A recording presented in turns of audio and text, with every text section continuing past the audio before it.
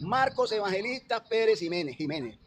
Los orígenes de un dictador. Marcos Evangelista Pérez Jiménez nació el 25 de abril de 1914 en un pequeño pueblo montañoso y muy hermoso, Michelena, en el estado Táchira de Venezuela. Fue el quinto hijo de una familia humilde, profundamente religiosa y marcada por la disciplina militar. Su padre, Juan Pérez Bustamante, era un maestro de escuela que inculcó en sus hijos el valor del estudio y el respeto por la autoridad. Su madre, Adela Jiménez, era una mujer de carácter fuerte y recto, quien representó para Marcos el modelo del orden y obediencia que marcaría su vida entera. La niñez de Marcos Pérez Jiménez transcurrió en un ambiente austero, en una Venezuela rural y empobrecida, donde las montañas tachirenses parecían aislar a sus habitantes del resto del país. Allí aprendió la dureza del trabajo, la importancia de la disciplina y el silencio de como forma de fuerza. A temprana edad mostró inclinación por la vida castrense, inspirado por los uniformes y desfiles militares que tanto admiraba en las festividades patrias. Estamos hablando de Marcos Evangelista Pérez Jiménez, dictador de Venezuela durante los años 1952 hasta 1958, cuando finalmente fue derrocado. Durante su adolescencia, influenciado por el ambiente político de comienzo del siglo XX, una época de gobiernos autoritarios y cuartelazos, una época entonces de dictaduras. Allí se formó Marcos Pérez Jiménez. Marcos desarrolló una visión rígida del orden y la autoridad. Su paso por la Escuela Militar de Venezuela en Caracas fue decisivo. Allí se forjó su carácter, su disciplina y descubrió su vocación de mando. Pérez Jiménez no era un joven carismático ni dado a la oratoria. Más bien fue un hombre callado, metódico y reservado. Pero tenía algo que lo distinguía de los demás, una férrea voluntad de poder.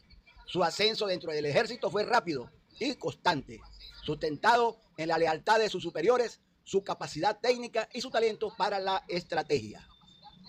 Esa mezcla de ambición, disciplina y frialdad emocional, nacida en las montañas de Michelena, lo conduciría años más tarde a convertirse en uno de los hombres más poderosos y temidos de la historia contemporánea de Venezuela. El general Marcos Pérez Jiménez, el dictador que transformó la nación a fuerza de cemento, progreso y represión.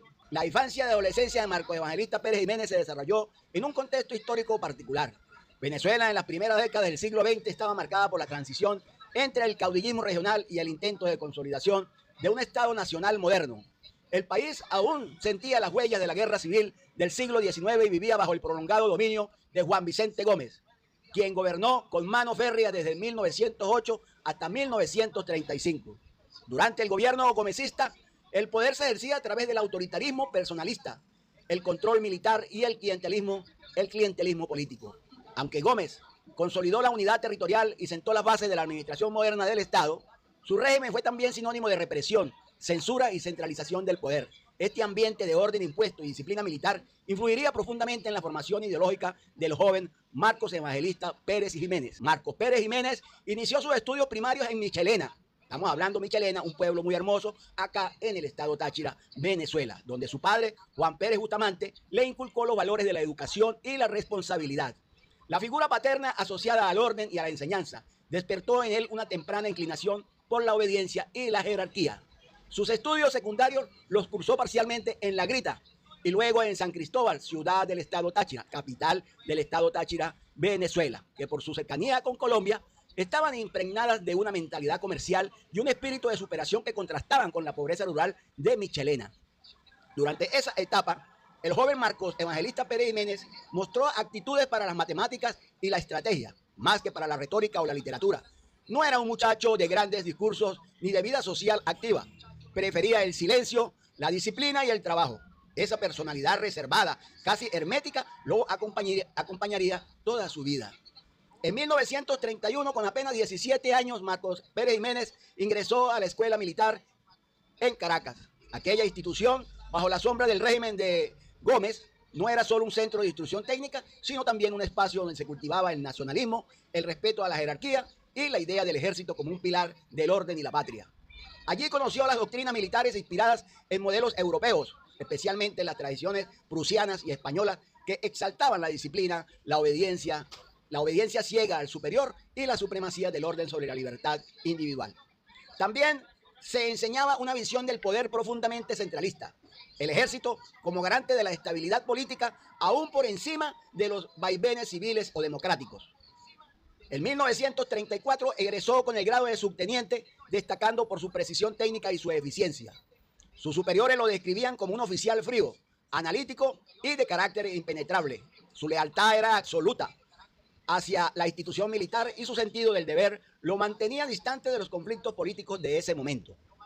Cuando Pérez Jiménez dio sus primeros pasos como militar, Juan Vicente Gómez aún gobernaba. Sin embargo, al morir en diciembre de 1935, se abrió un periodo de transición lleno de incertidumbre. El general Eleazar López Contreras asumió la presidencia y trató de modernizar el país, abriendo tímidamente los espacios a la participación civil y a la libertad de expresión. Para los jóvenes oficiales formados bajo el orden gomecista, como Pérez Jiménez, esas aperturas democráticas eran vistas con recelo. Consideraban que la relajación del control político ponía en peligro la estabilidad nacional. Así nació dentro del ejército una corriente ideológica nacionalista, tecnocrática y autoritaria, que concebía al militar como el verdadero guardián del Estado frente al caos político civil. O sea, los militares en ese momento, en ese entonces, no percibían tener un mando civil o estar por debajo del mando civil. Esa concepción, unida a su carácter calculador y su convicción en la eficiencia del poder centralizado, moldó su visión del país. Marcos Pérez Jiménez veía en la política no un campo de debate ni de confrontación ideológica, sino un terreno donde debía imperar el orden, la disciplina y la planificación militar. Sus ingresos directos a la política se dio en forma gradual. Tras servir como instructor militar, fue enviado a perfeccionar estudios en la Escuela Militar de Chorrillos, en Lima, Perú, donde se empapó del pensamiento militar sudamericano y del ideal de modernización autoritaria. En esos años presenció el ascenso de gobiernos de corte nacionalista en la región, como el de Getúlio Vargas de Brasil y el de Óscar Benavides en el propio Perú, modelos que asociaban el desarrollo económico con el control político. Esa experiencia latinoamericana consolidó en él una idea clara: el progreso requería autoridad, y esa autoridad debía provenir en última instancia del ejército. Regresó a Venezuela convencido de que la política civil era sinónimo de inestabilidad. Así comenzó su ascenso en los cuarteles y su acercamiento a los grupos de oficiales que poco tiempo después protagonizarían un golpe militar que cambiaría el rumbo del país Venezuela. Estamos hablando de Marcos Evangelista Pérez Jiménez, dictador de Venezuela. Entonces, para que estemos atentos, para los que se están uniendo a este chat, a esta conversación, les repito, estamos hablando de la historia de Marcos Evangelista Pérez Jiménez, dictador de Venezuela. Al egresar a Venezuela tras su formación en la Escuela Militar de Chorrillos, allá en Perú, Marcos Pérez Jiménez encontró un país en plena transformación. El largo dominio de Juan Vicente Gómez había terminado y el general Eleazar López Contreras intentaba conducir una transición prudente hacia formas más abiertas de gobierno, sin romper con la estructura autoritaria heredada de Gómez. Era un tiempo de cambio, pero también de desconfianza. Los viejos caudillos regionales aún mantenían poder y los jóvenes oficiales, formados en la disciplina castrense, veían con recelo el resurgir de los movimientos civiles y estudiantiles. Durante los años de López Contreras y posteriormente de Isaías Medina Angarita, Marcos Evangelista Pérez Jiménez comenzó a destacar dentro de las filas militares. Su carácter reservado, su eficiencia y su lealtad institucional lo convirtieron en un oficial respetado. Fue ascendido sucesivamente hasta alcanzar el grado de capitán y luego mayor, desempeñándose en diversas unidades del ejército, especialmente en áreas técnicas y de instrucción. En 1939 fue designado instructor de táctica y estrategia en la escuela militar, cargo que reforzó su imagen de oficial metódico y disciplinado. Sus enseñanzas se centraban en la precisión, el respeto al mando y la subordinación total al deber. A la par, comenzó a ganar notoriedad entre los sectores más jóvenes del ejército, que lo consideraban un ejemplo de la nueva generación militar, que aspiraba a transformar al país bajo principios de orden, eficiencia y desarrollo. Marcos Evangelista Pérez Jiménez llevaba una vida privada discreta. En 1942 contrajo matrimonio con Flor María Chalbao Cardona, sobrina del general Carlos Delgado Chalbao, un brillante oficial de ideas nacionalistas que también ganaba influencia en los cuarteles. Esa unión no solo consolidó la posición social de Pérez Jiménez dentro del mundo militar y caraqueño, sino que lo conectó con una red de oficiales que pocos años después formarían el núcleo del movimiento que lo llevaría al poder. Flor María, proveniente de una familia distinguida, aportó elegancia y proyección social al reservado militar tachirense. La pareja tuvo varias hijas, y aunque Marcos Evangelista Pérez Jiménez no era un hombre efusivo ni de una vida pública activa, Su familia representaba para él la estabilidad emocional y la imagen de orden que proyectaba hacia la nación, hacia el país. Durante ese periodo, Pérez Jiménez consolidó vínculos con figuras militares y civiles del entorno del presidente Isaías Medina Angarita, un hombre ilustrado, de tendencia liberal moderada, que impulsaba una tímida apertura democrática. Medina había legalizado partidos políticos, permitió el regreso de exiliados y dio paso a la elección indirecta del Congreso. Sin embargo, muchos oficiales del ejército, entre ellos Marcos Pérez Jiménez, consideraban que esas formas eran demasiado lentas y riesgosas. Temían que la expansión del sufragio y la organización de partidos abrieran la puerta a la inestabilidad, al comunismo y a la pérdida de control del orden público. Fue en ese contexto cuando Marcos Pérez Jiménez comenzó a relacionarse más estrechamente con jóvenes oficiales nacionalistas como Carlos Delgado Chalbaud, Luis Felipe Llovera Páez y Mario Vargas, quienes compartían la idea de que el ejército debería guiar la evolución política del país, sin entregar el poder a la inmadurez democrática civil. O sea que veían el avance a la democracia, el desarrollo a la democracia, las libertades, la veían como un desafío y como un riesgo para la nación en manos de civiles. El gobierno de Isaías Medina Angarita, aunque progresista, enfrentaba crecientes tensiones. Los partidos políticos emergentes, especialmente Acción Democrática, liderado por Rómulo Betancourt, exigían el voto directo y la participación popular plena. Medina, fiel a su estilo gradualista, se negó a adelantar esas reformas de manera inmediata, lo que provocó el descontento de amplios sectores civiles y también de una fracción importante del ejército. Los militares jóvenes, entre ellos Pérez Jiménez, comenzaron a ver al gobierno como débil y lentamente complaciente con los civiles. Su mentalidad tecnocrática los llevaba a considerar que Venezuela necesitaba modernización, sí, pero bajo conducción militar, no bajo el juego político. Fue así como se gestó una alianza improbable, una conspiración entre oficiales nacionalistas y civiles del Partido Acción Democrática. Ambos sectores coincidían en un objetivo común: derrocar a Medina Angarita. Aunque sus fines eran distintos, los civiles querían democracia, los militares orden y control. La conspiración se tejió con sigilo. En los cuarteles, oficiales cercanos a Pérez Jiménez y Delgado Chalbaud empezaron a organizar reuniones discretas, mientras que Betancourt y sus colaboradores articulaban el respaldo civil y político. Marcos Pérez Jiménez, meticuloso y reservado, se encargó de la logística militar, diseñando el plan estratégico para tomar los puntos claves de Caracas, el Palacio de Miraflores, la Radio Nacional y los cuarteles y las comunicaciones. Su papel fue decisivo en la preparación técnica del golpe. Aunque públicamente evitó aparecer como cabecilla político, fue uno de los arquitectos tácticos de la operación. Las razones que justificaban el golpe variaban según quien las explicara. Para los civiles se trataba de abrir paso a la democracia.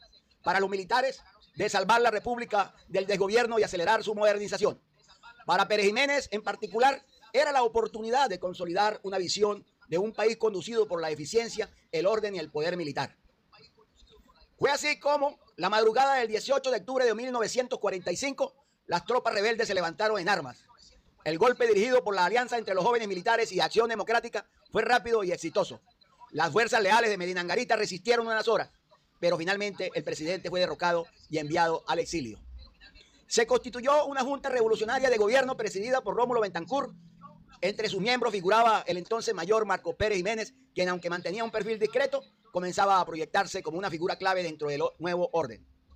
El golpe marcó el fin de la llamada República Liberal y el inicio de una nueva etapa política, el trienio ADECO, 1945-1948. En esa transición, el militar tachirense empezó a construir paso a paso el camino que lo llevaría pocos años después a convertirse en el hombre fuerte y temido de Venezuela. El golpe de Estado del 18 de octubre de 1945 cambió profundamente el curso de la historia venezolana.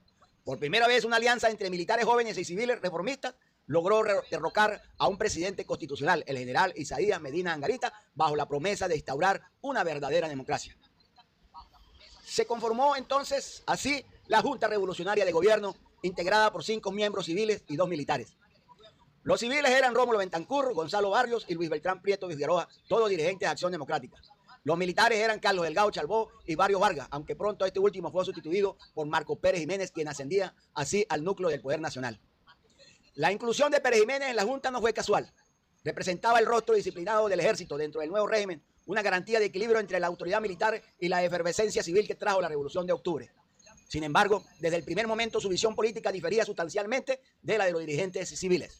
Mientras Rómulo Betancourt impulsaba una agenda democrática basada en el sufragio universal, la sindicalización y la participación popular, Marcos Pérez Jiménez observaba el proceso con creciente escepticismo. Para él, la democracia era un riesgo si no iba acompañada de orden, control y planificación técnica. En sus palabras y acciones se notaba la tensión entre dos concepciones de poder, la civil y política, representada por Betancourt, y la militar y tecnocrática que él defendía con firmeza. Desde su cargo en la Junta, Pérez Jiménez se encargó de la cartera de defensa, controlando las Fuerzas Armadas Nacionales, aunque en apariencia subordinadas al poder civil. En la práctica, el ejército mantenía un rol preponderante y el joven mayor tachirense se convirtió en el enlace decisivo entre el gobierno civil y los cuarteles, los militares.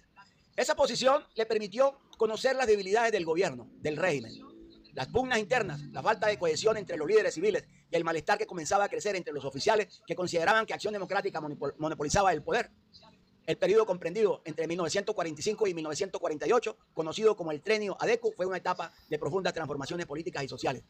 Durante esos 3 años, el gobierno de la Junta Revolucionaria y luego la presidencia electa de Rómulo Gallegos impulsó medidas progresistas: el sufragio universal, directo y secreto, la legalización de los partidos políticos, la reforma educativa y una política laboral que fortaleció el sindicalismo.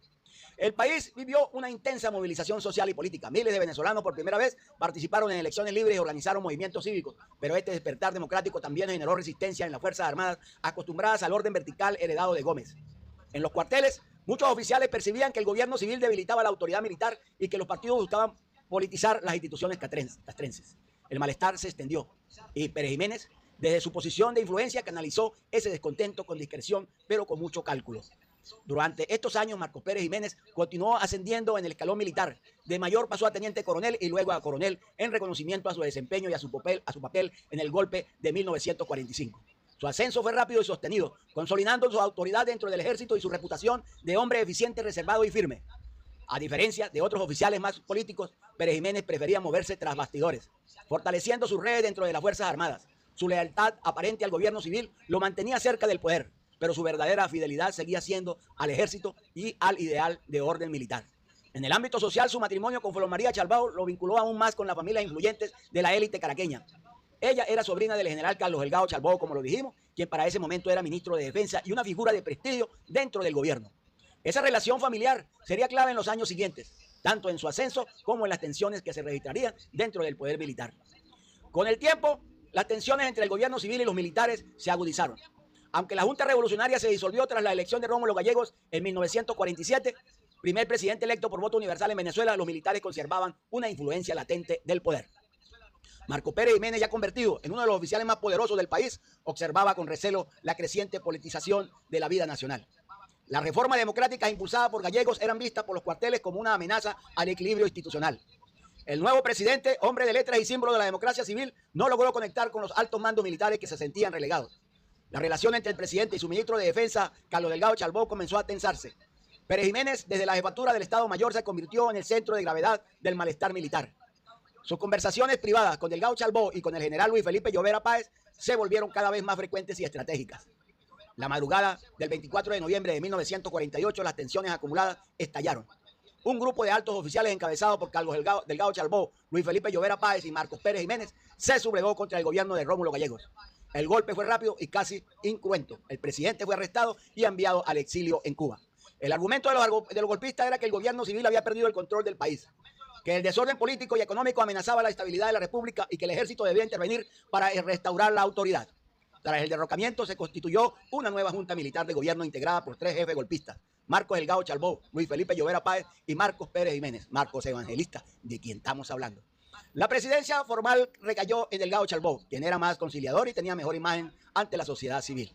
Sin embargo, el verdadero poder militar y organizativo estaba en manos de Marcos Evangelista Pérez Jiménez, quien controlaba las estructuras castrenses y comenzaba a diseñar desde las sombras la arquitectura del régimen que más tarde impondría de manera absoluta. El golpe de Estado de 1948 puso fin al experimento democrático del Trienio Adeco y devolvió el poder a las Fuerzas Armadas. Marcos Pérez Jiménez fue el paso decisivo en su carrera, de oficial disciplinado a hombre fuerte del nuevo gobierno militar. Desde ese momento, su figura empezó a eclipsar la de sus compañeros de junta y su ambición de control total se haría evidente en los años siguientes. Aunque la Junta Militar de noviembre de 1948 presentó una fachada colegiada con Delgado Chalbaud como figura presidencial, Marcos Pérez Jiménez fue pronto el miembro con mayor capacidad operativa sobre las Fuerzas Armadas. Desde la jefatura del Estado Mayor y de la cartera de defensa, controló la cadena de mando, la promoción de oficiales y la estructura logística del ejército. En la práctica, su influencia creció porque manejaba el aparato militar que podía sostener o derribar gobiernos, mientras que otros miembros de la Junta ejercían funciones más visibles o de representación. Esta asimetría entre el poder efectivo y autoridad nominal fue uno de los rasgos definitorios del régimen que emergió tras 1948. Pérez Jiménez no solo buscó influencia personal, emprendió una reorganización y profesionalización de las Fuerzas Armadas para asegurar su lealtad. Separó circuitos de influencia y promovió cuadros de oficiales afines al tiempo que fomentó una visión tecnocrática del ejército como gestor del orden y el desarrollo. Ese esfuerzo institucional resultó central para la posterior capacidad del régimen de actuar con rapidez frente a adversarios políticos. El magnicidio de Carlos Delgado Chalbaud, secuestrado y asesinado en Caracas el 13 de noviembre de 1950, fue un punto de inflexión. La investigación y las circunstancias alrededor del hecho tuvieron aristas contradictorias. El operativo fue atribuido oficialmente a un grupo dirigido por Rafael Simón Urbina y sus allegados, y las versiones sobre responsabilidades políticas distintas se multiplicaron. La muerte de Delgado Chalbaud dejó un vacío que formalmente ocupó Germán Suárez Flamerich como presidente de la Junta, pero el poder real fue ejercido por Pérez Jiménez, cuyo control sobre el ejército y la seguridad del Estado se hizo todavía más evidente. Sobre la autoría y responsabilidad del crimen han corrido hipótesis, desde una acción de bandoleros hasta conspiraciones internas. Pero lo cierto es que el magnicidio facilitó la concentración de poder en la figura que venía manejando el aparato represivo y militar. Tras el asesinato, Germán Suárez Flamerich fue colocado como cabeza de la Junta, una solución que dio cierta apariencia de continuidad institucional. Sin embargo, Flamerich actuó como jefe ficticio y la dirección de la política quedaba en los hechos en manos del ministro de la Defensa y jefe militar Marcos Pérez Jiménez. Esta dualidad, figura civil decorativa frente al mando militar efectivo, permitió al régimen gestionar la opinión pública y a la vez consolidar decisiones autoritarias sin asumir la exposición política directa. Para transformar la influencia militar en dominio político, Pérez Jiménez reforzó el servicio de la inteligencia y la policía política, la Dirección de Seguridad Nacional, entregándole recursos de autonomía operacional. Dirigentes como Pedro Estrada se convirtieron en sus instrumentos para perseguir, detener, torturar y exiliar a opositores. El uso sistemático de la seguridad nacional como brazo represivo fue fundamental para neutralizar la disidencia y garantizar que la estructura militar sostuviera la hegemonía del régimen. El recuerdo de la seguridad nacional y de sus prácticas represivas marcó la percepción social del gobierno. Simultáneamente, el régimen impulsó una agenda de obras públicas, industrialización y modernización financiada por los ingresos petroleros. Carreteras, viviendas, grandes obras hidráulicas y proyectos urbanos constituyeron la cara visible del proyecto. Un relato de orden y progreso que conectaba con la visión tecnocrática de Pérez Jiménez. Esa mistura de represión política y políticas de modernización le dio al régimen cierta legitimidad pragmática para sectores sociales que veían mejores materiales y un aparente avance en la infraestructura.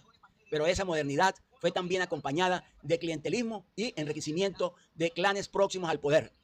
En 1952, la Junta anunció elecciones para una asamblea constituyente. Cuando los resultados parciales mostraron una derrota para la opción pro Junta, el conteo se suspendió y después difundieron resultados manipulados. La cúpula militar respondió diciendo o disolviendo la composición real de los resultados y el 2 de diciembre de 1952 se proclamó a Marcos Evangelista Pérez Jiménez como el presidente provisional. Más tarde se promulgó una constitución, la de 1953, que concentró amplias facultades en el Ejecutivo y legalizó de hecho el ejercicio dictatorial. Ese manejo de la maquinaria electoral y constitucional fue la culminación de la transformación de mando encubierto a dictadura formalmente instituida. A modo de síntesis, Marcos Pérez Jiménez consolidó su poder combinando control del ejército, monopolio del aparato represivo con la seguridad nacional y legitimación mediante obras y discursos tecnocráticos. Esa triada le permitió reprimir la oposición y mantener estabilidad aparente. Sin embargo, la concentración personal del poder, la corrupción, el cierre de canales políticos y la represión crearían con el tiempo una bomba acumulativa de resentimientos que 7 años después terminarían por volcar el régimen, enero de 1958. Tras las elecciones de 1952, donde el Partido Unión Republicana Democrática, liderado por Jovito Villalba, obtuvo una clara ventaja electoral, el régimen militar decidió desconocer los resultados. La Junta Militar de Gobierno, encabezada por Marcos Pérez Jiménez, alegó irregularidades y riesgo de subversión comunista. En realidad, aquello fue el punto de inflexión definitivo, el fin de la apariencia de gobierno colegiado y el nacimiento de la dictadura formal. Dicen que Jovito Villalba vendió las elecciones. En diciembre de 1952, bajo un clima de censura y represión, Marcos Evangelista Pérez Jiménez se autoproclamó presidente provisional de la República con el respaldo de las Fuerzas Armadas. 2 años más tarde, el 19 de abril de 1953, fue investido formalmente como presidente constitucional tras unas elecciones controladas por el régimen y sin competencia real. Ese día marcó el inicio del periodo más autoritario, pero también más modernizador del siglo XX venezolano. Su gobierno se apoyó en una nueva constitución nacional, la de 1953, que reforzaba la autoridad del Ejecutivo, otorgaba amplias facultades al presidente y suprimía en la práctica el equilibrio entre poderes. A partir de ese momento, Venezuela dejó de ser una república democrática para convertirse en un Estado corporativista, centralizado y militarizado. El eje ideológico del régimen fue el llamado Nuevo Ideal Nacional, una doctrina que combinaba nacionalismo, tecnocracia y autoritarismo, inspirada en modelos europeos de gobiernos fuertes como el franquismo en España y el salazarismo en Portugal. Pérez Jiménez promovía la idea de una Venezuela moderna, disciplinada y próspera, basada en el orden, la moral y el progreso material, pero sin libertades políticas. El lema del régimen era simple y contundente: gobernar es poblar, construir y mandar. El país vivió una transformación urbana y arquitectónica sin precedentes. Se impulsaron grandes obras públicas, autopistas, avenidas, urbanizaciones, escuelas técnicas, cuarteles, ministerios y símbolos monumentales como la Ciudad Universitaria de Caracas, el Teleférico del Ávila, la Avenida Bolívar, el Hotel Humboldt y los grandes proyectos hidroeléctricos y de vivienda social. Caracas pasó de ser una ciudad provincial a una metrópoli moderna. Sin embargo, detrás del esplendor arquitectónico se ocultaba un sistema de represión y censura sistemática. La seguridad nacional, bajo el mando de Pedro Estrada, se convirtió en el órgano más temido del régimen. Su función era neutralizar la disidencia. Miles de opositores fueron encarcelados, torturados o exiliados y desaparecidos. Se prohibieron los partidos políticos, los sindicatos independientes y la prensa libre. Entre las cárceles más recordadas y temidas estaban el Obispo, Guasina y Sacromonte, donde el castigo físico y psicológico eran parte del control político. Las universidades fueron intervenidas y los movimientos sindicales y estudiantiles perseguidos. El miedo se volvió un elemento cotidiano de la vida nacional. En la política exterior, Marcos Pérez Jiménez mantuvo una postura anticomunista y proestadounidense, alineándose con los intereses de Washington en el contexto de la Guerra Fría. Venezuela se convirtió en un aliado estratégico de los Estados Unidos por su petróleo y estabilidad militar. A nivel económico, el país experimentó un auge sin precedentes gracias a la renta petrolera. El gobierno impulsó la inversión extranjera y el gasto público, consolidando un Estado fuerte y centralizador. El desarrollo infraestructural fue notable, pero el costo social fue muy alto. Se profundizó la desigualdad, se reprimieron los movimientos obreros y se sofocó cualquier intento de participación ciudadana. Marcos Evangelista Pérez Jiménez promovió una imagen pública de sí mismo como el constructor de la nueva Venezuela, el líder impasible, inflexible y moderno. Su figura aparecía en desfiles, carteles, discursos oficiales y festividades patrias. El régimen utilizó la propaganda para crear la idea de hombre indispensable, del salvador del país, mientras silenciaba a los opositores y exaltaba los logros materiales. Hacia finales de la década de 1950, el descontento empezó a crecer dentro y fuera de las Fuerzas Armadas. La represión, la corrupción de altos funcionarios y el enriquecimiento desmedido de la élite militar generaron fisuras en el poder. A pesar de los avances materiales, el pueblo venezolano estaba cada vez más inconforme. Las huelgas estudiantiles, las manifestaciones civiles y la conspiración dentro de los cuarteles marcaron el inicio del declive de la dictadura. La aparente solidez del régimen comenzó a resquebrajarse y así, de manera silenciosa pero inevitable, se gestaba el proceso que culminaría el 23 de enero de 1958, cuando el pueblo y las Fuerzas Armadas unieron fuerzas para derrocar al hombre que durante 6 años había gobernado con puño de hierro. El esplendor del nuevo ideal nacional comenzó a desvanecerse lentamente a finales de 1957. A pesar de las grandes obras y del aparente orden que reinaba en el país, el malestar social y político crecía silenciosamente en los cuarteles, en las universidades y en la vida civil.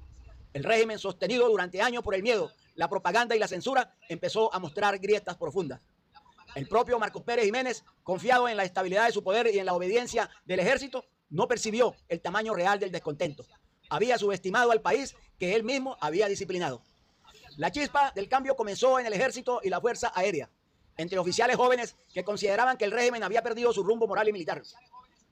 Muchos oficiales de carrera veían con desagrado la corrupción, el nepotismo y la influencia excesiva de la seguridad nacional que había convertido al país en un estado policial.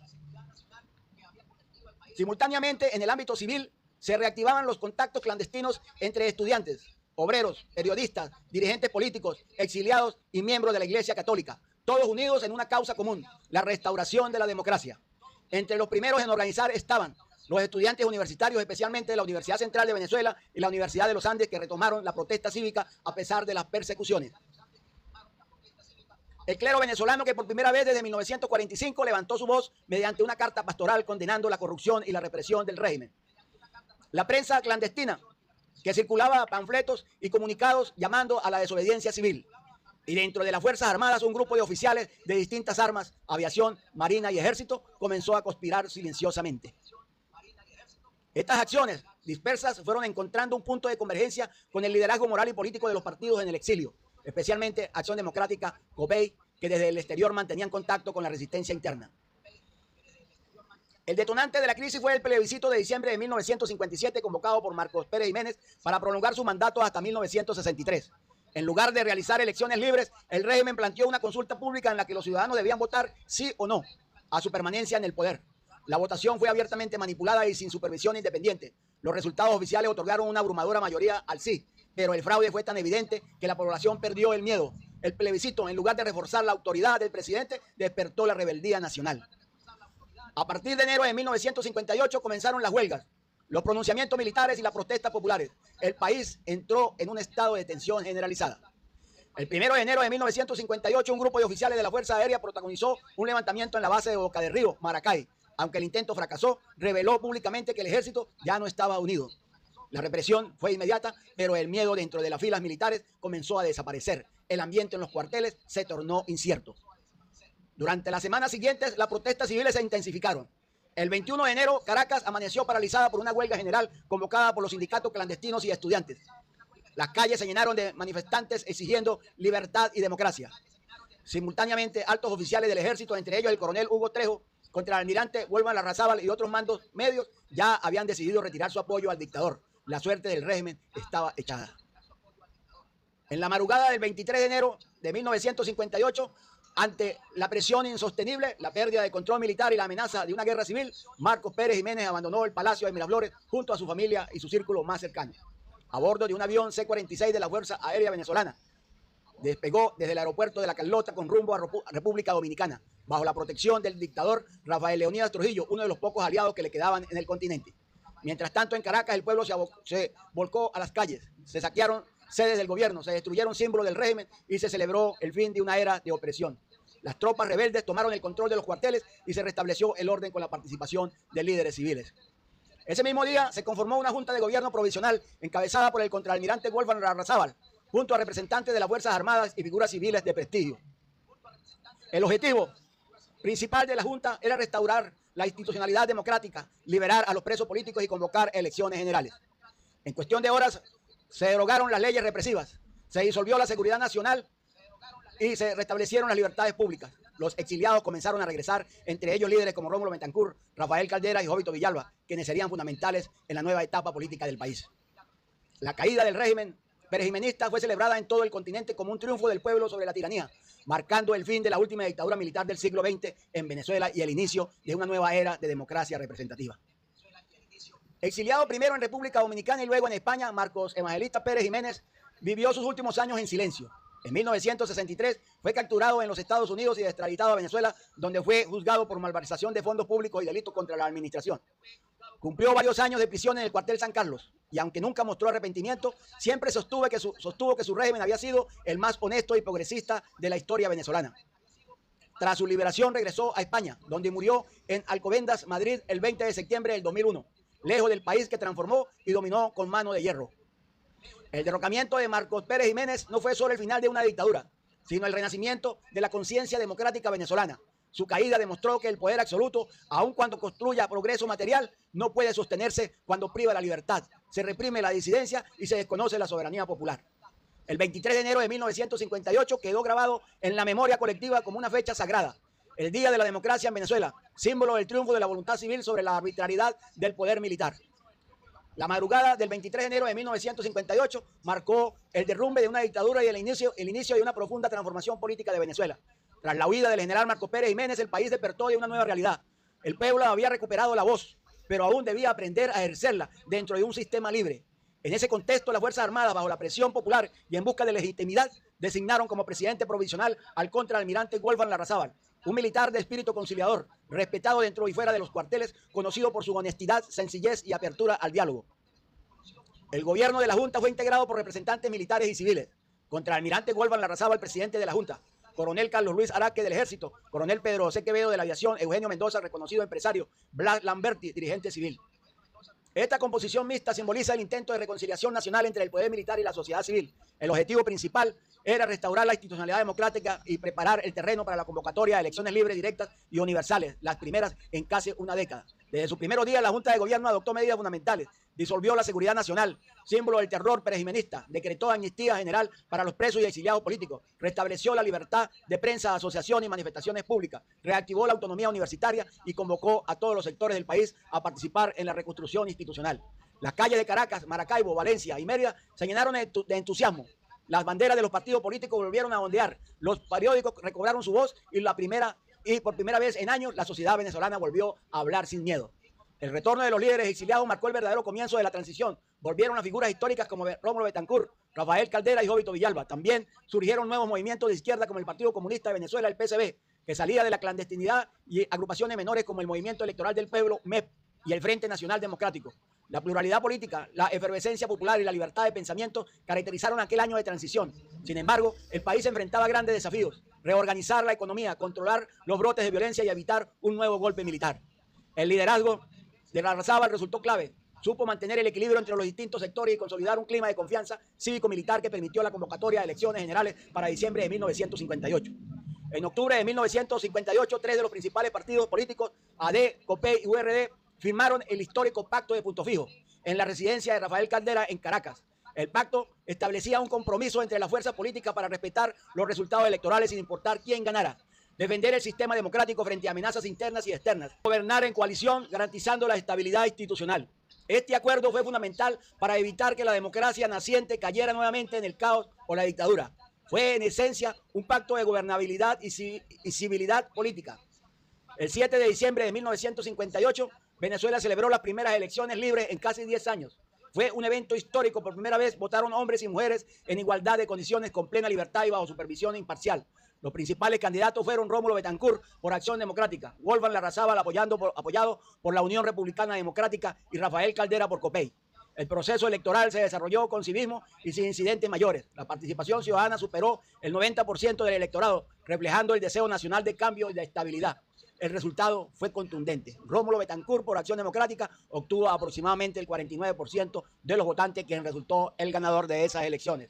El triunfo de Betancourt fue reconocido inmediatamente por todos los sectores, cumpliéndose así la primera gran prueba del Pacto de Punto Fijo, el respeto al resultado electoral. El 13 de febrero de 1959, Rómulo Betancourt asumió la presidencia de la República con Golvan Larrazábal presente en el acto de transmisión de mando, con un gesto de madurez institucional sin precedentes en la historia de Venezuela. Betancourt, quien ya había gobernado brevemente durante el trienio Adeco, regresaba con una visión más pragmática y moderada. Su objetivo era consolidar un sistema democrático estable, con equilibrio de poderes y respeto al Estado de Derecho. Durante su gestión, se promulgó la Constitución de 1961, base jurídica de la nueva República Democrática. Se garantizó la libertad política y sindical y se fortaleció la educación pública. Se instauraron políticas sociales orientadas a reducir la desigualdad y fortalecer el desarrollo institucional. Se consolidó la civilidad del poder, subordinando definitivamente a las Fuerzas Armadas al mando constitucional de civiles. El periodo de 1958 a 1961 representó la refundación política de Venezuela. Fue el paso del miedo a la esperanza, del autoritarismo al voto, de la imposición al diálogo. El liderazgo de Golvan Larrazábal y la madurez política de los partidos permitieron construir un modelo democrático que, con sus defectos y tensiones, se mantendrían durante 4 décadas como uno de los más sólidos de América Latina. El país dejaba atrás los ecos del cuartel y abrazaba con convicción la palabra, el voto y la libertad como nuevas armas en su destino. Tras el derrocamiento de Marcos Pérez Jiménez en enero de 1958, Venezuela entró en una etapa crucial de redefinición política. La sociedad, cansada de dictaduras militares, clamaba por estabilidad, democracia y reconciliación. En ese contexto surgió la necesidad de establecer un acuerdo político que garantizara la gobernabilidad, evitara nuevas rupturas institucionales y diera paso a una era de democracia moderna.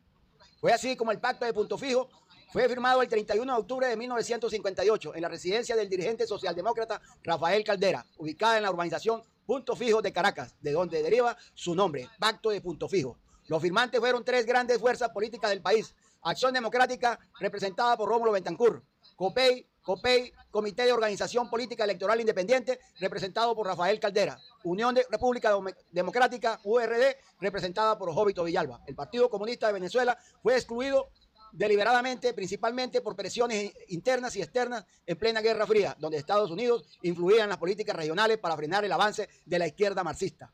Y además que el Partido Comunista de Venezuela se identificaba con el gobierno de Cuba. El pacto de Punto Fijo no fue un simple acuerdo de poder, sino una alianza programática para garantizar la continuidad institucional y el respeto a los resultados electorales, preservar el régimen democrático evitando rupturas militares o golpes de Estado, compartir la responsabilidad de gobierno mediante la inclusión de distintos sectores políticos en la administración pública, promover políticas sociales y económicas conjuntas que fortalecieran la democracia naciente. Este acuerdo fue decisivo para consolidar la estabilidad democrática venezolana durante los siguientes 40 años. Se convirtió en un referente del consenso político como vía para el desarrollo institucional, a diferencia de la polarización y la violencia política que caracterizaban al continente latinoamericano de aquella época. Bajo el clima de esperanza y apertura política, se celebraron elecciones el 7 de diciembre de 1958, las primeras después de la dictadura. El paso siguiente fue consolidar jurídicamente el sistema democrático. Así, el 23 de enero de 1961, justamente al cumplirse 3 años de la caída de Marcos Pérez Jiménez, se promulgó la Constitución de la República de Venezuela de 1961, una de las cartas magnas más avanzadas de su tiempo en América Latina. Sus principales fundamentos fueron la soberanía popular como poder público, división y equilibrio de los poderes del Estado, ejecutivo, legislativo, judicial, además del Ministerio Público y el Consejo Supremo Electoral, respeto a los derechos humanos garantizando libertades políticas, civiles y sociales, carácter federal descentralizado, aunque con una fuerte autoridad presidencial, reelección no inmediata del presidente de la República para evitar la perpetuación en el poder, autonomía universitaria, sindical y municipal, protección a la familia, la educación y el trabajo como pilares de la sociedad venezolana. La Constitución de 1961 consolidó un modelo republicano moderno, con amplios derechos y garantías, sirviendo como cimiento de la democracia venezolana durante casi 4 décadas, hasta su reemplazo por la Constitución de 1999. El periodo posterior al pacto y la promulgación constitucional contó con figuras de gran talla política y moral. Rómulo Betancourt, Rafael Caldera, Jovito Villalba, Raúl León y Wolfgang Larrazábal. Estas personalidades sentaron las bases del sistema democrático puntufijista, caracterizado por la alternancia pacífica en el poder, la estabilidad macroeconómica y la expansión del Estado moderno. El Pacto de Punto Fijo y la Constitución de 1961 lograron o legaron a Venezuela más de 4 décadas de estabilidad política y progreso institucional, algo excepcional en la región. Sin embargo, también generaron crítica con el tiempo al consolidar un sistema bipartidista, AD y COPEI, que terminó por excluir nuevas corrientes políticas y alejarse de las bases populares. Aún así, el legado jurídico, institucional y político de este periodo sigue siendo una referencia de equilibrio democrático, consenso y visión de Estado. Representó la madurez política de Venezuela después de décadas de dictadura y sirvió como ejemplo de que la reconciliación nacional es posible cuando los actores políticos anteponen el país sobre sus intereses personales. Con la promulgación de la Constitución de 1961, Venezuela consolidó las bases jurídicas de una nueva etapa democrática. El país, tras años de dictaduras militares, comenzaba un multipartidista, pero con predominio de 2 grandes fuerzas, Acción Democrática y COPEI. El presidente Rómulo Betancourt, líder de Acción Democrática, fue el principal arquitecto de esta nueva República Democrática. Su gobierno estuvo marcado por un doble desafío: asegurar la supervivencia del régimen democrático frente a intentos golpistas y conspiraciones, iniciar un proceso de desarrollo económico sostenido basado en la modernización del Estado y la justicia social.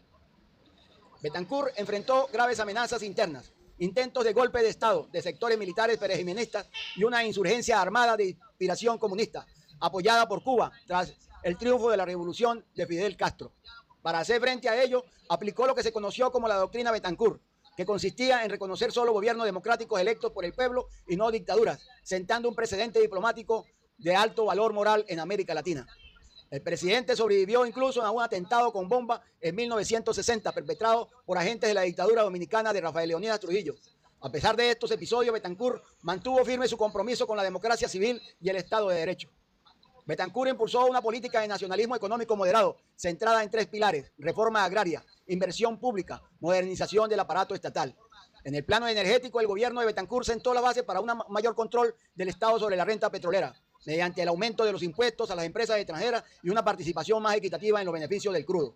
Durante este periodo de conciliación, el bipartidismo, caracterizado por las alternancias en el poder entre los 2 partidos de mayor influencia nacional, Acción Democrática y COPEI, ambos compartían el respeto al juego democrático, a la alternancia pacífica y al desarrollo institucional. Este equilibrio político permitió que en 1964, por primera vez en la historia de Venezuela, se diera una transición presidencial pacífica entre dos civiles electos democráticamente, Rómulo Betancourt a Raúl Leoni.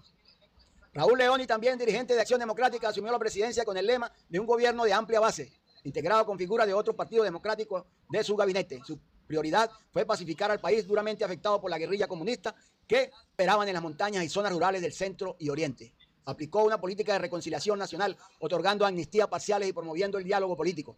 Estas estrategias, junto con el debilitamiento del apoyo internacional a los movimientos armados, permitió la paulatina desmovilización de las guerrillas hacia finales de la década. El gobierno de Leoni coincidió con un periodo de bonanza petrolera. La renta del petróleo permitió financiar ambiciosos proyectos de infraestructura y desarrollo social. En el ámbito petrolero se avanzó en el incremento de la participación fiscal del Estado, preludio de las políticas de nacionalización que llegarían años después. A pesar de los logros, el país experimentó profundas tensiones sociales. La rápida urbanización, la migración del campo a la ciudad y la desigualdad en la distribución de la riqueza crearon cinturones de pobreza alrededor de las grandes urbes, especialmente en Caracas. El modelo económico altamente dependiente del petróleo generó una sociedad de consumo y una burocracia estatal que, si bien trajo modernización, también dio lugar a la corrupción y al clientelismo político. Asimismo, la exclusión de sectores radicales de izquierda del sistema político alimentó resentimientos y violencia, aunque la estabilidad institucional nunca se quebró.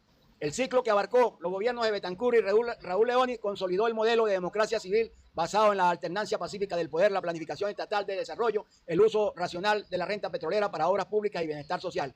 Venezuela se convirtió en un referente democrático en América Latina, mientras otros países sufrían dictaduras o conflictos civiles. El país entraba en la década de 1970 como una nación próspera, estable y con prestigio internacional, aunque con desafíos latentes de desigualdad y dependencia petrolera. En el año 1969 marcó un hito en la historia política venezolana. Por primera vez en el siglo XX, el poder político se transfería también de manera pacífica y constitucional entre partidos adversarios. Acción Democrática, representada por Raúl Leoni, ACOPEI, Comité de Organización Política Electoral Independiente, encabezado por Rafael Caldera Rodríguez, un jurista académico y político de profunda formación humanista y cristiana. La década de los 60 había sido convulsa. El auge de la Guerra Fría, la influencia de la Revolución Cubana de 1959 y la radicalización de los movimientos estudiantiles habían provocado el surgimiento de grupos armados de izquierda que enfrentaron al Estado venezolano. Durante los gobiernos de Betancourt y Leoni, el país vivió alzamientos, guerrillas rurales y urbanas y una polarización política intensa. Al asumir el poder, Rafael Caldera, heredó una nación dividida. Por un lado, el sistema democrático puntufijista y por otro, y sus instituciones, por otro, una juventud desencantada con los partidos tradicionales y simpatizantes de las ideas revolucionarias. Rafael Caldera, consciente de que el conflicto armado interno amenazaba la estabilidad democrática, implementó su política más emblemática, la pacificación nacional. Bajo este programa, el gobierno otorgó amnistía a los presos políticos y permitió el retorno de exilados vinculados con movimientos insurgentes. Promovió el abandono de la lucha armada por parte de las guerrillas urbanas y rurales, ofreciendo reinserción social, empleo y participación política. Restableció el diálogo con los partidos de izquierda que habían sido ilegalizados, permitiendo su reincorporación al sistema democrático como el Movimiento al Socialismo MAS, fundado en 1971. Esta política fue duramente criticada por sectores conservadores del ejército y de la derecha política, que consideraban un riesgo negociar con quienes habían atentado contra el Estado. Sin embargo, Caldera consolidó así la paz interna y logró que Venezuela iniciara la década de los 70 con estabilidad institucional. Rafael Caldera impulsó un modelo de desarrollo basado en la justicia social y el humanismo cristiano. Entre sus acciones más destacadas estuvo la reforma a la ley del trabajo, fortaleciendo los derechos sindicales y la negociación colectiva. Diálogo tripartito entre el Estado, los empresarios y los trabajadores, buscando equilibrio en los intereses productivos. Promoción de la industrialización ligera y la diversificación económica, aunque el país seguía dependiendo de gran medida del petróleo. Expansión de la educación media y universitaria y creación de instituciones de formación técnica. Impulsó programas de vivienda popular y planificación urbana. Durante el gobierno de Rafael Caldera se construyeron muchas viviendas. Rafael Caldera fue un líder de pensamiento moderado, profundamente influenciado por la doctrina social de la Iglesia. Su visión política giraba en torno a la idea de un Estado social de derecho y justicia, donde la libertad y la justicia se complementaran con la solidaridad. Fue también un hábil orador y jurista, autor de la célebre obra Derecho del Trabajo, que veía la política como un medio de conciliación entre las clases, no confrontación. Su gobierno simbolizó el triunfo del civismo sobre el militarismo y el fortalecimiento del orden constitucional. Caldera consolidó la presencia internacional de Venezuela como país democrático y promotor del derecho internacional. defendió el principio de autodeterminación de los pueblos, mantuvo una política exterior independiente, acercándose al tercer mundo sin romper con Occidente. Fortaleció los lazos con América Latina y participó activamente en los debates de la OPEP, anticipando la necesidad de mayor soberanía petrolera. Aunque su gestión no estuvo exenta de dificultades, particularmente en materia económica y de inflación, el primer mandato de Caldera representó la madurez de la democracia venezolana. Su mandato concluyó en 1974, entregando el poder una vez más de forma democrática y pacífica al nuevo presidente electo, Carlos Andrés Pérez, de Acción Democrática, quien asumiría el gobierno en medio del boom petrolero, el auge petrolero y la era de la Gran Venezuela 1974-1979. El 12 de marzo de 1974 asumió la presidencia Carlos Andrés Pérez por primera vez, líder de Acción Democrática y discípulo político de Rómulo Betancourt. Su llegada marcó el inicio de una nueva etapa, la Venezuela Saudita, expresión popular que reflejaba la enorme riqueza generada por el petróleo tras la crisis energética mundial de 1973. La Organización de los Países Exportadores de Petróleo, OPEP, de la cual Venezuela era miembro fundador desde 1960, logró imponer precios récord del crudo, multiplicando por 4 los ingresos fiscales. De un día para otro, Venezuela pasó a ser un país en desarrollo a una de las economías más ricas de América Latina.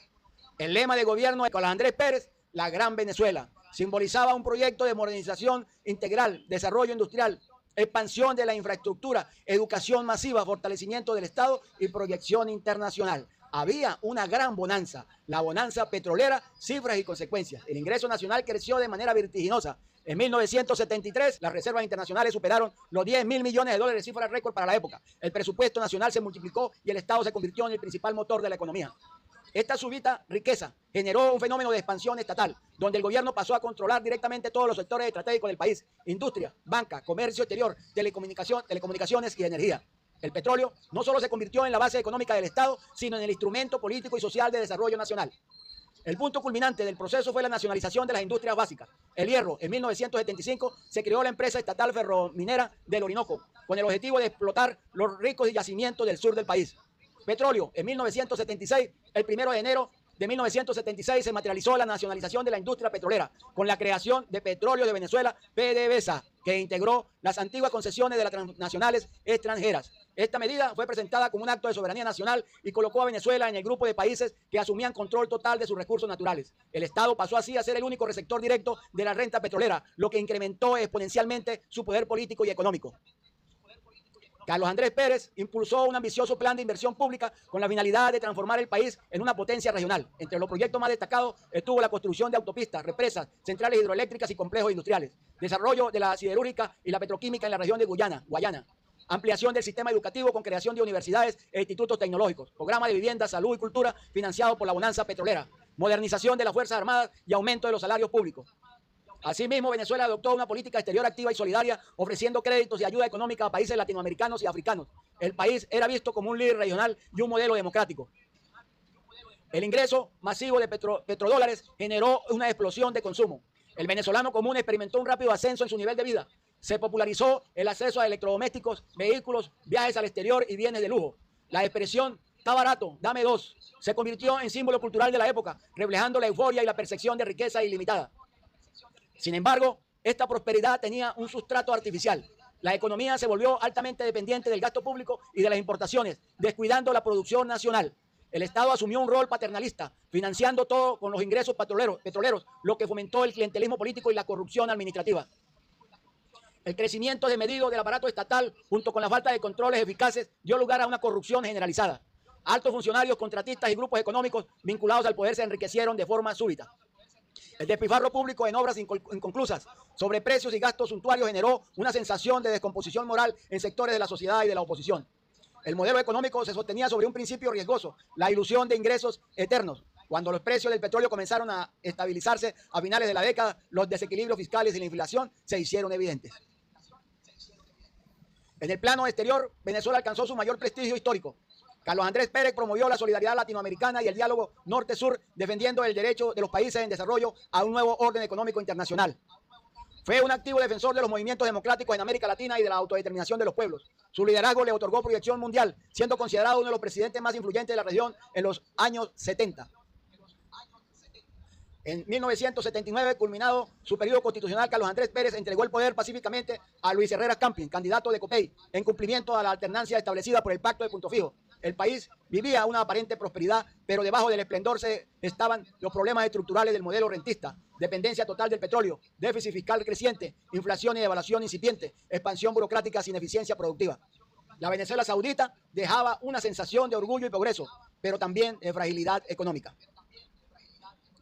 El periodo de 1974 a 1979 marcó el punto culminante del desarrollo moderno venezolano: consolidación de la soberanía energética y la propiedad nacional del petróleo, modernización de la infraestructura y expansión del Estado, y prestigio internacional y liderazgo regional. Pero también fue el inicio del desequilibrio estructural que más tarde derivaría en crisis económica, endeudamiento y descontento social. El sueño del Gran Venezuela fue al mismo tiempo la cúspide del progreso y el preludio de una futura decadencia. Luis Herrera Campins, en 1979 a 1984, el fin de la abundancia y del inicio de la crisis. El 12 de marzo de 1979, Luis Herrera Campins, líder del partido COPEI, asumió la presidencia de la República de Venezuela tras derrotar en elecciones a Luis Piñeruda Ordaz por Acción Democrática, candidato sucesor del presidente saliente Carlos Andrés Pérez. Su llegada al poder representó la segunda alternancia democrática entre los grandes partidos del Pacto de Punto Fijo, reafirmando la madurez institucional de la democracia venezolana. Sin embargo, su mandato transcurría en un contexto adverso: la caída de los precios del petróleo, el agotamiento del modelo rentista y el endeudamiento heredado del petróleo anterior, marcando un profundo punto de inflexión en la historia económica del país. Durante el primer quinquenio de Carlos Andrés Pérez, de 1974 a 1979, Venezuela vivió una expansión sin precedentes gracias al auge petrolero, pero esa bonanza, sustentada en precios altos y gasto público excesivo, generó una economía artificialmente inflada. Cuando Luis Herrera Campins asumió el poder, la situación había cambiado drásticamente.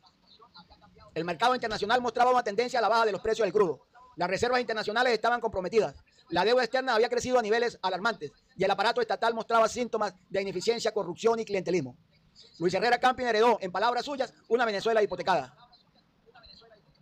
Su gobierno intentó frenar el despilfarro y reorganizar la economía nacional implementando medidas de austeridad fiscal, recorte del gasto público y control de las importaciones. Sin embargo, el país ya dependía profundamente de la renta petrolera, por lo que los ajustes resultaron impopulares. Se impulsó la diversificación productiva, aunque con resultados limitados. Se promovió la educación, la cultura y la infraestructura como símbolo del progreso moral y cívico. Se realizaron importantes inversiones en carreteras, escuelas y sistemas eléctricos, pero la economía no respondió favorablemente. En 1983, tras años de inestabilidad cambiaria, el país sufrió un golpe devastador: el llamado Viernes Negro, 18 de febrero de 1983. El 18 de febrero de 1983, conocido desde entonces como el Viernes Negro, el gobierno de Luis Herrera Campins decretó la devaluación del bolívar por primera vez en la historia moderna de Venezuela. Hasta entonces, el bolívar había sido una de las monedas más fuertes de América Latina: 4,30 bolívares por dólar durante décadas. La decisión se tomó tras el agotamiento de las reservas internacionales y la imposibilidad de sostener el tipo de cambio fijo. El país amaneció dividido en 3 tasas oficiales de cambio y con controles estrictos de divisas. La medida tuvo un impacto psicológico profundo. Los venezolanos perdieron confianza en la estabilidad económica y en la gestión pública. Desde ese momento comenzó una etapa prolongada de inflación, endeudamiento y deterioro del poder adquisitivo que marcaría las siguientes décadas. Luis Herrera Campins, hombre de sólida formación humanista y católica, se propuso moralizar la administración pública. Su lema era honradez, eficiencia y trabajo. Promovió campañas contra la corrupción, impulsó la transparencia administrativa y exigió austeridad a los funcionarios. Sin embargo, los escándalos de corrupción heredados y el desgaste político del sistema limitaron el alcance de estas iniciativas. Aún así, el gobierno dejó un legado importante en el ámbito cultural y educativo: construcción del Museo de Arte Contemporáneo de Caracas, Sofía Inver; creación del Teatro Teresa Carreño, inaugurado en 1983; expansión del Sistema Nacional de Orquestas Juveniles e Infantiles de Venezuela, impulsado por el maestro José Antonio Abreu; apoyo a la educación católica y al rescate de valores cívicos. Luis Herrera Campins mantuvo una política exterior de principios firmes y latinoamericanismo solidario. Defendió los derechos de Venezuela sobre el territorio del Esequibo, reiteró su posición de respeto al derecho internacional y apoyó los procesos democráticos en América Latina. También denunció la dictadura del Cono Sur y abogó por el fortalecimiento de la OPEC como instrumento de soberanía económica. El gobierno de Luis Herrera Campins fue un periodo de transición entre la opulencia petrolera y la crisis estructural del modelo rentista. Su intento de reordenar la economía y sanear las finanzas públicas chocó con una sociedad acostumbrada al gasto fácil y a la bonanza. El Viernes Negro de 1983 simboliza el fin de la Venezuela rica y el inicio de la deuda social y moral que estallaría en décadas siguientes. Al culminar su mandato en 1984, entregó el poder nuevamente a Acción Democrática en la figura de Jaime Lucinchi, manteniendo la tradición democrática del país, aunque el deterioro económico ya comenzaba a erosionar la legitimidad del sistema. Jaime Lucinchi asumió el poder el 2 de febrero de 1984. médico, cirujano de profesión y dirigente de Acción Democrática. Asumió la presidencia de la República tras ganar las elecciones con una amplia mayoría. Su triunfo marcó el retorno del partido ADECO al poder. Luego de 5 años de gobierno copellano y despertó en la población la esperanza de una recuperación económica y social tras los duros efectos del Viernes Negro y la pérdida del valor del bolívar. Sin embargo, su mandato, aunque inicialmente estabilizador, terminó revelando la crisis moral y estructural del sistema político venezolano, dominado por el clientelismo, la corrupción y la desconexión entre gobierno y ciudadanía. El país llegaba golpeado por una economía debilitada, con inflación, endeudamiento y crecimiento de desigualdad social. Jaime Lucinche heredó una administración con una población frustrada y una burocracia extensa, habituada al gasto público desmedido. Su prioridad fue recuperar la estabilidad y el control político más que emprender reformas estructurales. Para frenar la fuga de capitales y estabilizar la moneda, el gobierno mantuvo el sistema de control de cambio conocido como RECADI, régimen de cambio diferenciales, instaurado al final del gobierno anterior. Este sistema permitía asignar divisas a tasas preferenciales para importaciones prioritarias, alimentos, medicinas, bienes esenciales, mientras el resto del mercado operaba con tasas más altas. Aunque en principio buscaba proteger la economía y controlar la inflación, RECADI se convirtió en un foco de corrupción monumental. Empresas ficticias y funcionarios públicos se beneficiaban de dólares preferenciales para operaciones inexistentes. Empresas de papel. Se crearon redes de tráfico de divisas y sobornos dentro del aparato estatal. La diferencia entre la tasa oficial y la paralela generó un mercado negro lucrativo y dañino para el país. El sistema mantuvo una estabilidad económica temporal, pero a costa de profundizar las distorsiones estructurales. Jaime Lucinche fue un político hábil, carismático y de trato cercano. Su estilo populista y paternalista le permitió mantener altos niveles de popularidad incluso en medio de la crisis. El lema de su campaña, con Lucinche, el pueblo está en el gobierno, se convirtió en una realidad simbólica más que efectiva. El pueblo no se benefició estructuralmente, pero la imagen del presidente amigo mantuvo la estabilidad política. El mayor lastre del quinquenio fue el profundo deterioro ético de la administración pública. Numerosos casos de corrupción, nepotismo y tráfico de influencias salpicaron al entorno presidencial y ministerial. El propio caso RECADI, revelado tras su mandato, evidenció el nivel de descomposición institucional alcanzado. Además, la influencia de su pareja sentimental, Blanca Ibáñez, secretaria privada del presidente, generó crítica por su poder político informal dentro del gobierno, lo que acentuó la percepción de un Estado manejado con criterios personales más que institucionales. En el ámbito judicial y legislativo, la cooptación partidista minó la independencia de los poderes públicos, debilitando la confianza ciudadana. Venezuela, aunque aún estable políticamente, empezaba a mostrar signos de fatiga democrática y descrédito institucional. Pese a la corrupción, el gobierno de Lucinche impulsó algunos programas de alcance social. En el plano internacional, Venezuela mantuvo una política moderada y pragmática, sin grandes confrontaciones. Defendió la democracia representativa y los principios del derecho internacional público, aunque con menor liderazgo que en épocas anteriores. El país conservó su posición dentro de la OPEP, pero con menor influencia por la caída de los precios del petróleo. El gobierno de Jaime Lucinche representó el último respiro de estabilidad del puntufijismo, sostenido más por el carisma político que por la solidez institucional. Al finalizar su mandato en 1989, Lucinche entregó el poder nuevamente a Carlos Andrés Pérez, en un ambiente de aparente normalidad democrática, pero con un sistema agotado en su esencia. Ese año marcaría el inicio de una nueva etapa crítica en la historia venezolana, con el estallido social del Caracazo y el colapso del modelo político tradicional. El regreso de Carlos Andrés Pérez al poder en 1989 estuvo acompañado por grandes expectativas.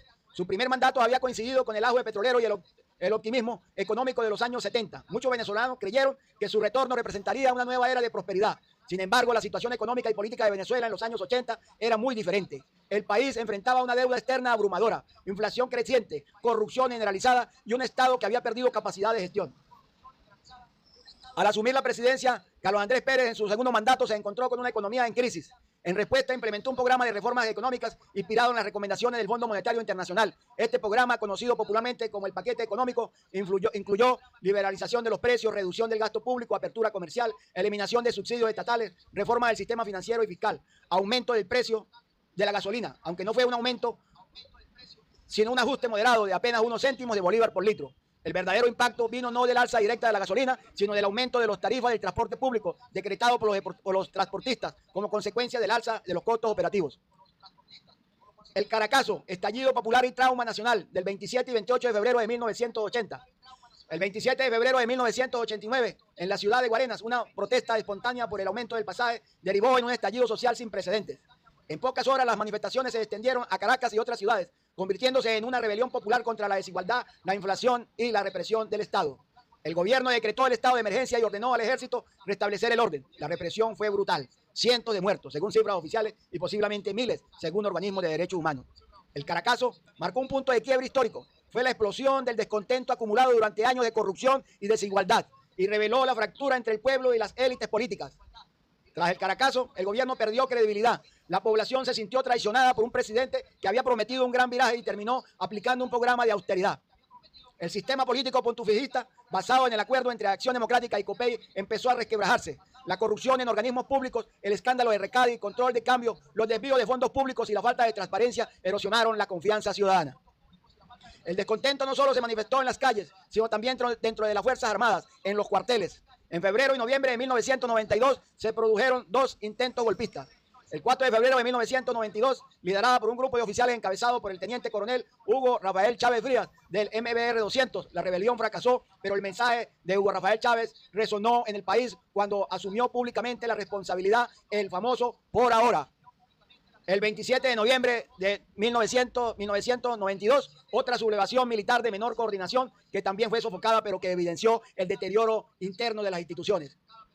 Estos eventos confirmaron el agotamiento del modelo político, el desencanto con la democracia representativa y el nacimiento de un nuevo liderazgo militar popular que años más tarde capitalizaría el malestar nacional. En 1993, el Congreso Nacional autorizó el enjuiciamiento de Carlos Andrés Pérez por malversación de fondos públicos destinados a la seguridad del Estado. Fue suspendido del cargo y posteriormente destituido y encarcelado, convirtiéndose en el primer presidente democrático venezolano en ser removido por corrupción. La destitución simbolizó el colapso moral del sistema pontifijista y abrió paso a una profunda crisis de legitimidad. El segundo mandato de Carlos Andrés Pérez fue el preludio del fin del pacto de Punto Fijo. En él convergieron el agotamiento del modelo rentista petrolero, la pérdida de legitimidad de los partidos tradicionales, la emergencia de nuevos actores sociales y militares, el inicio de una nueva etapa política marcada por el desencanto, la búsqueda de redención nacional y la irrupción de Hugo Chávez como figura histórica. La llegada al poder de Ramón J. Velázquez en 1993-1994, la presidencia de transición y el epílogo del puntofijismo. El 20 de mayo de 1993, tras la suspensión de Carlos Andrés Pérez por corrupción, el Congreso Nacional designó a Ramón J. Velázquez como presidente interino de la República. Su nombramiento fue resultado de un acuerdo político entre los principales partidos, buscando garantizar estabilidad institucional y transición democrática en medio de una profunda crisis. Ramón J. Velázquez, historiador, periodista y abogado de larga trayectoria, no militaba activamente en ningún partido político. Aunque su perfil cívico y su reputación de hombre honesto le otorgaron respeto dentro y fuera del Congreso, su designación representó una salida de emergencia para evitar el colapso definitivo del sistema democrático venezolano. El mandato de Ramón J. Velázquez duró apenas 8 meses, desde junio de 1993 hasta febrero de 1994. Su principal objetivo fue mantener la gobernabilidad, restablecer la confianza en las instituciones y organizar elecciones presidenciales limpias para el fin de año. Sin embargo, el contexto era extremadamente adverso. El país se encontraba económicamente debilitado por el fracaso del programa neoliberal de Carlos Andrés Pérez. Persistía un clima de desconfianza generalizada hacia los partidos políticos. El descontento militar seguía latente tras la rebelión de 1992. La sociedad civil exigía transparencia, reformas y justicia. A pesar de sus limitaciones, Ramón J. Velázquez mantuvo una postura conciliadora y serena, consciente de que su misión era evitar una ruptura del orden constitucional. Hubo escándalos dentro de ese gobierno de transición, el escándalo de los narcoindultos. El hecho más controversial de ese gobierno de Ramón J. Velázquez fue el escándalo de los narcoindultos, un episodio que empañó su gestión. Se trató de una serie de decretos de indultos que liberaron a personas vinculadas al narcotráfico. Supuestamente sin el conocimiento pleno del presidente, el asunto fue atribuido a un error administrativo o manipulación de documentos, pero tuvo un fuerte impacto mediático y dañó la imagen de un gobierno que se había caracterizado por su rectitud moral. Aunque Ramón J. Velázquez asumió la responsabilidad política, el episodio mostró la debilidad institucional del Estado venezolano en el ocaso del puntofijismo, corrupción, burocracia incontrolable y pérdida del principio de autoridad. Pese a su corta duración, el gobierno de Ramón J. Velázquez logró varios objetivos fundamentales. Preservar la estabilidad constitucional tras la crisis institucional de 1993. Garantizar elecciones libres y transparentes en las cuales resultó electo Rafael Caldera. Iniciar gestiones diplomáticas para recomponer la imagen internacional de Venezuela y promover un discurso de reconciliación nacional, moderación y ética pública. Ramón J. Velázquez entregó el poder sin sobresaltos, cumpliendo su promesa de transición democrática. La presidencia interina de Ramón J. Velázquez es vista como un acto de responsabilidad republicana. Su figura más académica que política sirvió de puente entre el viejo sistema puntofijista y la apertura hacia una nueva era. Su gestión simboliza el último esfuerzo del Estado venezolano por sostener las formas democráticas antes del surgimiento de un cambio estructural en el poder político. Ramón J. Velázquez dejó una lección de decencia, civismo y respeto institucional, en un momento en que la corrupción y el populismo amenazaban con destruir los fundamentos de la democracia representativa. De 1994 llega al poder por segunda vez el doctor Rafael Caldera, con el llamado chiripero y el fin del punto fijismo. El segundo gobierno de Rafael Caldera, iniciado el 2 de febrero de 1994, marcó el cierre definitivo del ciclo político iniciado en 1958. A sus 78 años, el veterano líder social cristiano regresó al poder, pero esta vez sin el apoyo de COPEI, partido que él mismo había fundado. Llegó bajo una nueva coalición heterogénea y plural denominada el Chiripero, integrada por movimientos de izquierda, independientes y sectores populares descontentos con los partidos tradicionales. Su retorno simbolizaba una última esperanza de reconciliación nacional, pero también el preludio de una transformación profunda del sistema político venezolano. Cuando Rafael Caldera asumió la presidencia, Venezuela se encontraba sumida en una grave crisis económica, institucional y moral. El sistema financiero colapsado con el viernes bancario de 1994, que llevó al cierre de varios bancos y a la nacionalización de otros. La inflación superó el 70%, una de las más altas de América Latina. El desempleo y la pobreza crecían vertiginosamente. La credibilidad del Estado estaba por el suelo tras los escándalos de corrupción y las rebeliones militares de 1992. Rafael Caldera se enfrentó, pues, a una nación quebrada y desconfiada, con una ciudadanía que exigía cambios estructurales. Una de las decisiones más trascendentales de su mandato fue el indulto presidencial otorgado a Hugo Rafael Chávez Frías y a los demás oficiales involucrados en los alzamientos militares de 1992. Rafael Caldera justificó esta medida bajo la doctrina de la pacificación nacional y la reconciliación cívico-militar, argumentando que era necesario cerrar heridas y permitir la reinserción política de quienes habían buscado un cambio por vía de facto. Sin embargo, esta decisión tuvo un efecto histórico de gran magnitud. Abrió la puerta al surgimiento del Movimiento Bolivariano Revolucionario 200, MBR 200, y posteriormente al liderazgo político de Hugo Rafael Chávez Frías, quien canalizaría el descontento popular en las elecciones de 1998. El punto más crítico de su gestión fue la crisis financiera de 1994-1995, que se convirtió en la más grave de la historia económica venezolana. El Estado tuvo que destinar miles de millones de dólares para rescatar instituciones bancarias quebradas, lo que deterioró la reserva internacional y acentuó el déficit fiscal. Ante el colapso, el gobierno adoptó el programa económico conocido como la Agenda Venezuela, diseñada con apoyo del Fondo Monetario Internacional. Aunque estas medidas estabilizaron parcialmente la economía, el costo social fue altísimo. Aumento de la pobreza, pérdida del poder adquisitivo y descontento generalizado. El chiripero, que en un principio representó la esperanza de una coalición plural, pronto se convirtió en un bloque desarticulado y contradictorio. Los movimientos que lo integraban, más URD, ME y otros grupos independientes, tenían agendas diversas, lo que generó tensiones internas y debilitó el apoyo al presidente.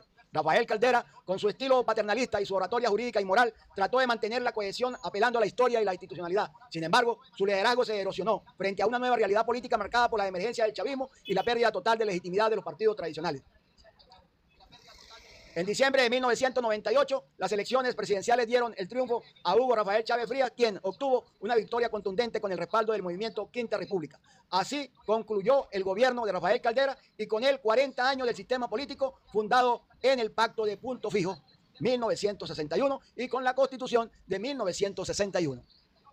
El segundo gobierno de Caldera representó el epílogo de la democracia representativa venezolana y el puente hacia el cambio de modelo político e institucional que comenzaría en 1999.